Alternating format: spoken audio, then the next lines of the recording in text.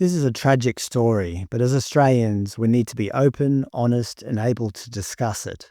On Wednesday, April 23rd, tragedy struck in Darwin, Northern Territory, when 71-year-old Linford Feick, owner of the Friendly Grocer in Nightcliff, confronted an 18-year-old man allegedly stealing items from the shop around 5:15 p.m, demanding the items be returned.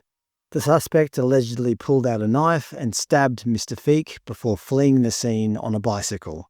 Emergency services arrived within 10 minutes, but despite desperate efforts from horrified staff and customers, Mr. Feick could not be revived and was pronounced dead at the scene.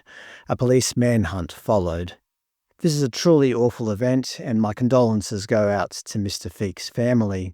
If there's any positive news in all of this, early Thursday morning, with the help of his family and community members, the suspect was convinced to turn himself in. Thank goodness. This incident has deeply shocked the local community and people across the country. The suspect was granted bail just 6 days earlier by the Northern Territory Supreme Court for serious offences, including aggravated assault, rape, deprivation of liberty, sexual intercourse with a child under 16, assaulting and resisting police, and spitting on an emergency worker. 12 months prior, he had been sentenced for aggravated burglary, property damage, and theft, receiving a 12-month good behaviour bond. Despite his clear pattern of criminal behaviour, the court deemed this insufficient to keep him in custody. Bail conditions required him to remain in a remote community, which he did not, and shockingly, he was not fitted with an ankle monitoring device. It seems the court expected this career criminal to be trustworthy. Okay, here are the hard questions we need to ask. What kind of individual feels entitled to steal goods from a supermarket? And what kind of individual decides that, when caught by an elderly gentleman, murder is the next best option?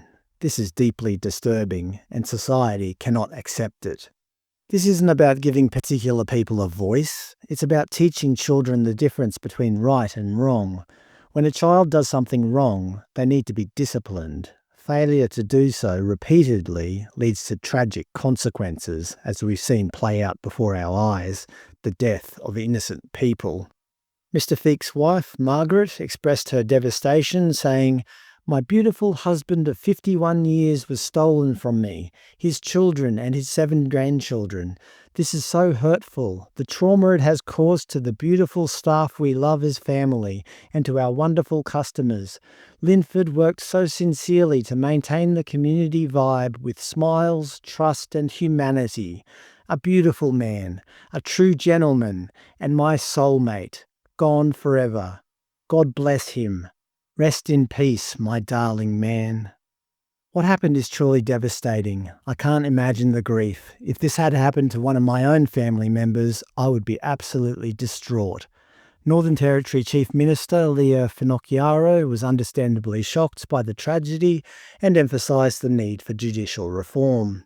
I've asked the Attorney General to reach out to the Chief Justice today and plead with the judiciary to exercise great caution in their daily decision-making. We've been closely reviewing bail law reforms, and that urgent work will take place today. I don't claim to have all the answers, but something needs to be done. Territorians and Australians as a whole must step up and address this growing crisis of youth crime before more tragedies occur. They've got to throw the book at this guy. Anything less will only fuel division among Australians. When someone is murdered over something as trivial as what? A packet of Doritos? It's clear that something is deeply broken in our society.